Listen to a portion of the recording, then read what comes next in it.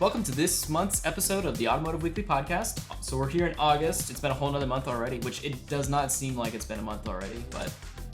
No? We were just here yesterday. It really does kind of feel like that. And this isn't a joke and saying that we were here yesterday, but that's not important, so...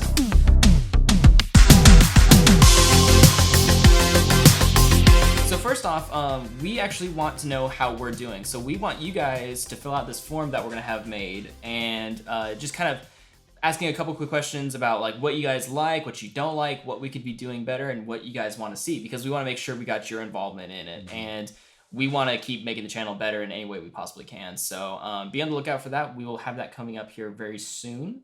And also a reminder, we have our if you have a cool car form. It's like, it's not really the name of it, but it should be, right? If you do have a cool car and you want to, have it potentially shown on the show, go ahead and make sure you fill out that as well, because that goes directly to our email and we will get in contact with you if we think that it would be a good fit. So be on the lookout for that as well. I mean, it's already there, but and then also just a general reminder, subscribe and hit the notification bell. So smash the like button. I never do it as well as Randy does, so. I like all the videos. I appreciate that.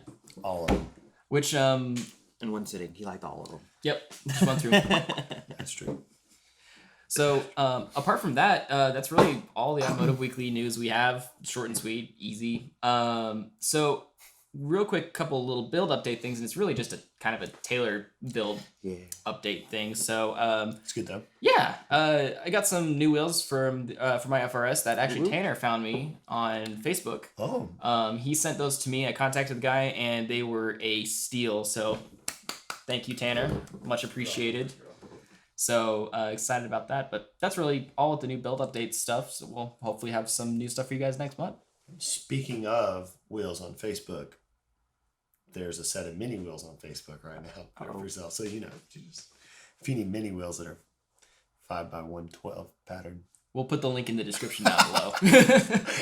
That's a good place to talk about I mean, it, so. I was like, I just threw up there and I said maybe an offer. And if they can, honestly, you can just have them. If you can just come take them up. I don't know. So if you're interested in Josh's old mini wheels. Yeah. So, but that's really kind of all the real quick news stuff I wanted to talk about. So we're just going to jump right into, we only really have one big thing we were going to talk about this week. But last week, there was actually a NASCAR that went up for sale, and it is probably, I think it's not even arguably, I think it is the most iconic NASCAR of all time. Yeah, I agree. It went up for sale, which is Richard Petty's Plymouth Superbird. Yep. Funny enough, it's still a great looking car. I know. This was actually the car that originally got me into NASCAR. As a kid, I was a huge Dale Earnhardt Jr. fan, but that was the car that got me into NASCAR when I was like a kid. So it was kind of crazy, but like the auction, which happened last week, it didn't sell, but it is the most expensive NASCAR that was ever bid on. So they started the reserve price, or they started the auction at $10 million, and no one bid on it.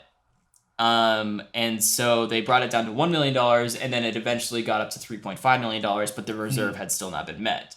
So it was the most expensive NASCAR that had ever been bid on, but it still didn't sell. I wonder what the reserve was set at. If they started at 10, I'm guessing it was pretty close, pretty high. Because if they start at 10, you think they'd start below the reserve. That's what I would think as well. It was $43 million. 43 million, just because you see it's petty. Yeah, 43 million. You see, the problem with that though is like the people that watch NASCAR are not having millions and millions of dollars. I mean, that might be wrong, and I might be wrong in saying that, but I mean, the most expensive car ever sold was that Ferrari that we had talked about on our last one, and that sold for $23 million. Right. So, right. And that was like they only made like those are even more rare than honestly. And this only appeals to American like racing. Yeah. Because I don't think you have NASCAR in Europe.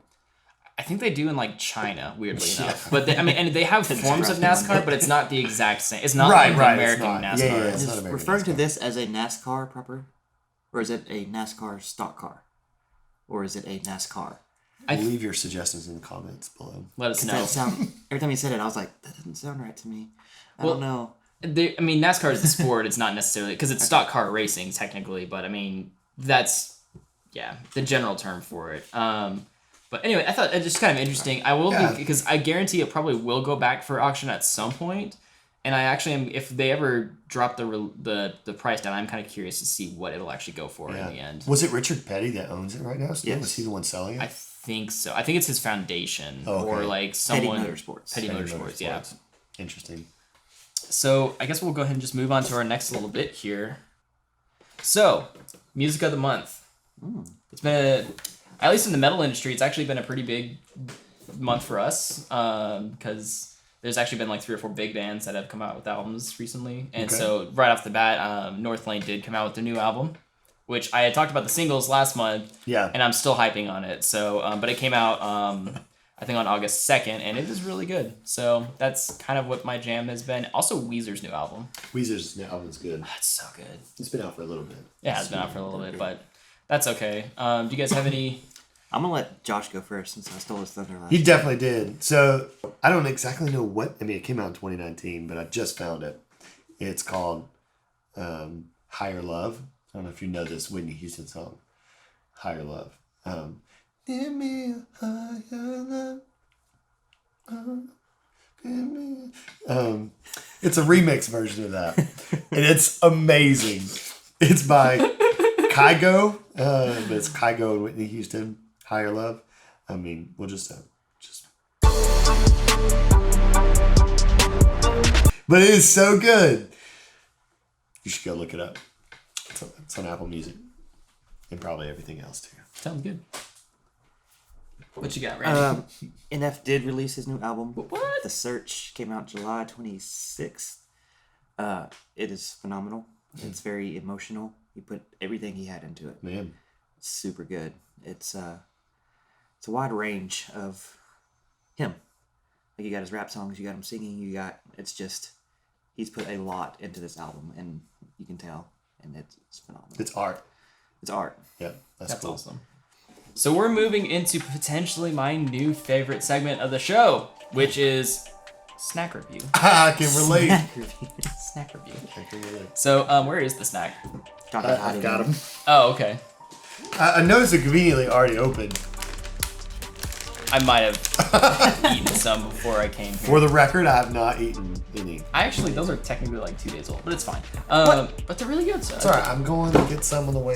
So, I would like to let you guys Randy, take a since I gander. went first earlier. I'll just go steal one. Oh. Well, Yeah, there goes that. breaking the rules. Oh. Randy, just because you get 3 They doesn't... kind of melted in the car. Yep, too bad. It's your own fault. Just take it. Yep.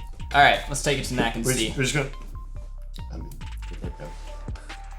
Honestly, that's really good. Like, and I've actually really enjoyed snacking on those. So, I'm gonna give it a solid 6 out of 7 leadfoot elephants. 6 out of 7. Yeah. So it's like elephants that drive really fast.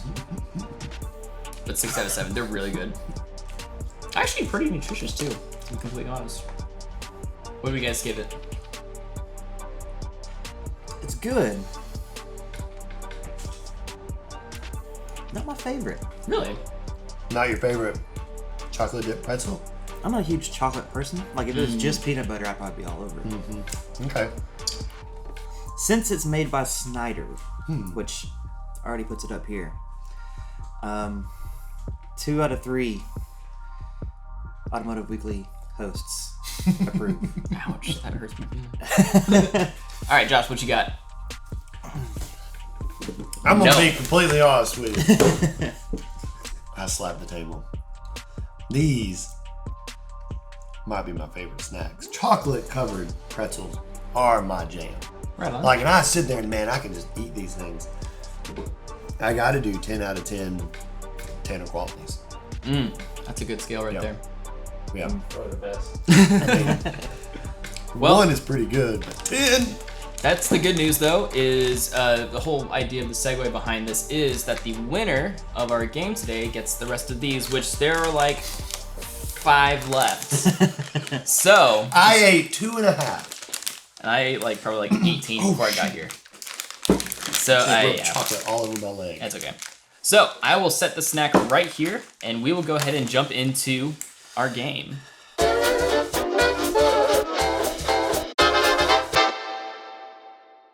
On our game show today, we're going to be playing a version of The Price is Right, but I'm going to call it the Nugget edition. But really, it's just a bunch of nuggets of cars that are kind of crap. So it's going to be the Nugget edition. So our first car is this. It is a 2019 Nissan Sentra S Sedan. And the reason why this is the Nugget episode is because this is the cheapest car that you can buy in the United States. It comes with a 1.6 liter 4-cylinder engine that produces 107 horsepower, and it is the best-selling car in Mexico of all time, if I'm thinking correctly, apart from some trucks, as well. And it comes with standard with Bluetooth and a backup camera. I want you to give me what you think it is currently selling for, not including taxes or anything stupid like that. Just standard MSRP. No interest, nothing like that. So. And the person who's closest without going over will get a point. Okay. All right. Let's go Josh first. 12.5. 12.5?